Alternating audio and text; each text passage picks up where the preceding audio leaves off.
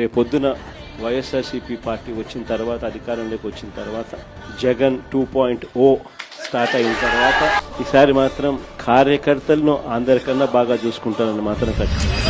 YSR Congress party సరికొత్త app Jagan 2.0లో మీ పోస్టులు మరియు స్టేటస్లను ఎలా అప్లోడ్ చేయాలో ఇప్పుడు చూద్దాం.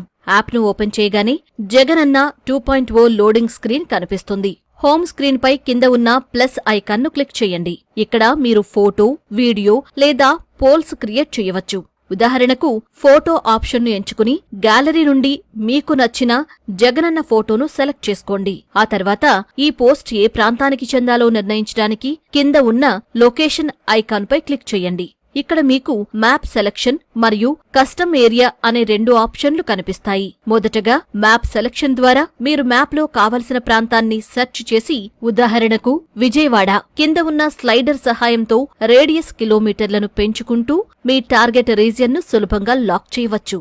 టార్గెట్ రీజియన్ సెట్ అయ్యాక మీ ఫోటో విజయవంతంగా అప్లోడ్ అవుతుంది. హోమ్ స్క్రీన్ పై జస్ట్ నౌ అని మీ పోస్ట్ కనిపిస్తుంది. ఇక మీ ప్రొఫైల్లో మీ పాయింట్స్ మరియు మీ తాజా యాక్టివిటీలను ఎప్పటికప్పుడు చెక్ చేసుకోవచ్చు. అలాగే యాప్లో లభించే అధికారిక వైఎస్ఆర్సీపీ టాస్క్లను కాపీ టెక్స్ట్ చేసి మీ వాట్సాప్ గ్రూపుల్లో లేదా సోషల్ మీడియాలో సులభంగా షేర్ చేయవచ్చు.